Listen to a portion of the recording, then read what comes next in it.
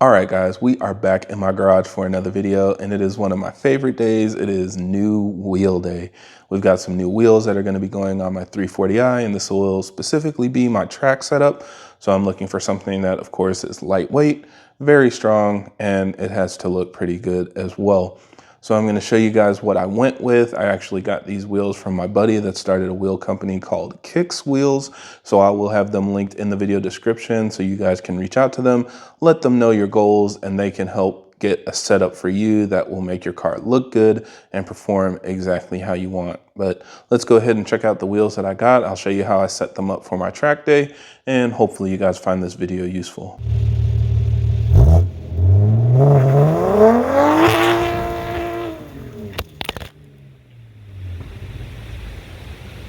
Now, as always, for everybody that's new to the channel, I create these videos to help keep you updated on the latest developments in our community, as well as discuss technical topics so that we have a better understanding of how our engines work. So if you're interested in more videos like that, be sure to subscribe because there will be a lot more coming out in the future. All right, guys, so here they are. These are my brand new wheels. Again, these are made by Kicks. So a company started by my friend, Instagram handle Nightfallen4, just so he could make the wheels that he had imagined in his mind. Basically, he puts a lot of different wheels on his car and had some ideas that he couldn't find out there. So he started this company to create wheels for everybody. So these are my new wheels. And as you can see, forged magnesium, which is insane that you can get this for a $25,000 car basically. But these are 16 pounds each. So significantly lighter than my current setup. These are going to be my track wheels. So I'm replacing the apexes with these for my track days. So 16 pounds, drops a couple pounds on each corner. They're still 18s, but they're actually wider. So I'm going with 18 by 9 in the front and 18 by 10 in the rear. So an extra ½ inch of width. And in the rear, I also added 5 millimeters of offset. So I went from ET35 to ET40. That should give me a little more clearance because previously I was getting some rubbing right here at my last track day, kind of as I started getting faster.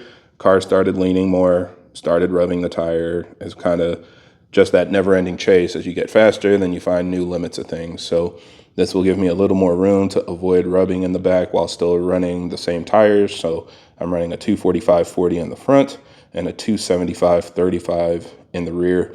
And these are the same Continental Extreme Contact Force tires. So these are Continental's 200 tread wear endurance tires designed for lapping. So really excited to get these on the car. The whole goal right now is I'm just not adding power anymore. You know, I've run into the limits of horsepower with our cars that I don't want to push farther and have to build the engine or build the transmission. So we're adding lightness, and this is probably the best opportunity to add lightness because it's not just lighter, but it's actual rotating weight. So it's something that when you accelerate, brake, all of that will be significantly faster because you're taking weight from the rotating assembly on the car versus, you know, the static weight inside the vehicle. So usually what they say is 1 pound of difference in your rotating mass equals about 10 pounds of difference in your static mass in the car. So taking out a couple pounds here definitely should be a noticeable improvement. Now, again, there are a lot of different designs. This is just the one that I went with. It's pretty simple, should be easy enough to strap it down on a trailer and stuff like that. So from a function standpoint, I think it works. But there are probably a lot of other even better looking designs, more intricate designs that you can go with. This is for track cars, show cars, whatever you want. So again, big shout out to Nightfallen4 for starting his wheel company. And thanks for working with me on getting these wheels. If you guys are interested in getting a set for yourself, reach out to them and get a quote. Let them know what you're looking for. And I think you won't be disappointed. So let's go ahead and slap these on the car and see how it looks. Now I'm prepping the wheels for install, but I just wanted to show you guys something because a lot of times people ask about wheel quality. And something I've learned is if you look at the amount of wheel weights needed to get the wheel balanced, a lot of times that's a good indication of how well the wheel was made. So here you can see only 2 weights around the entire barrel.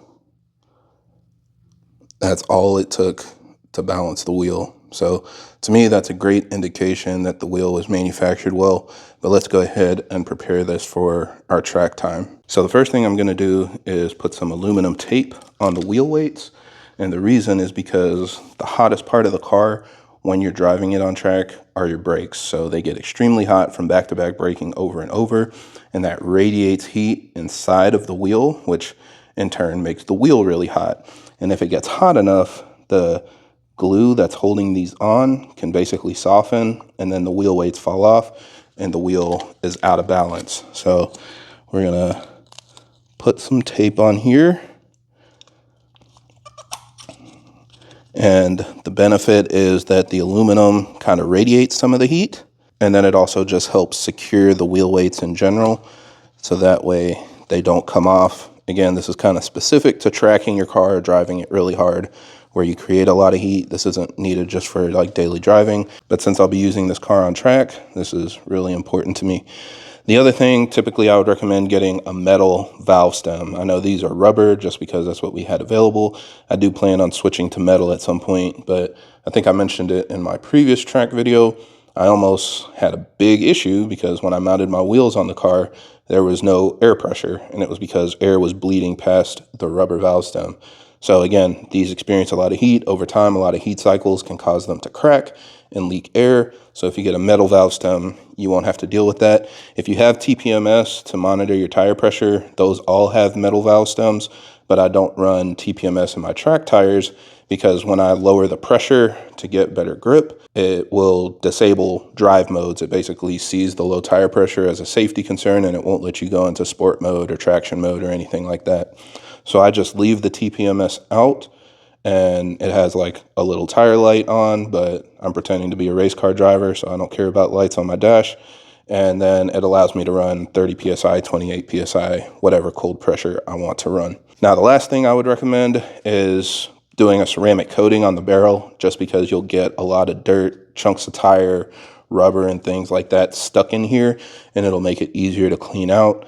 So, you know, that's something I recommend. You don't have to do it, but it does get pretty annoying when all the rubber in here takes the wheel out of balance and you can feel it vibrating. So a lot of times you just want to clean it out.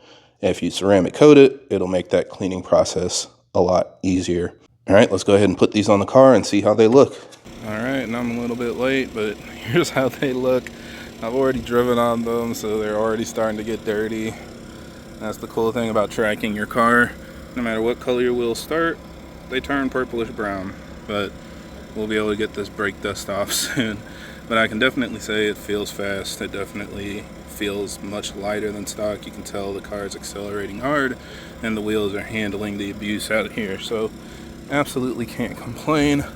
Also, the wheel fitment is very good. As you can see, it's almost perfectly lined up. Slight poke, but once it cambers in, it clears beautifully. And this is much more room than the ET35 setup I had before. So very happy with this. So yeah, let's do one more plug for my buddy. Again, if you guys are interested in getting a set of wheels, reach out to Kicks Wheels. I'll have their social media and contact info in the video description. They have a bunch of different designs. You can name the specs that you want, and they can get you set up with some really high quality, lightweight forged wheels. So I'll be pushing them on the track, and I'll be driving them throughout the year. I'll of course keep you guys updated on how they perform, but otherwise, I think that's it for this video. Thank you guys for watching, and I hope this helps. And if you have any other questions or comments, leave them down below.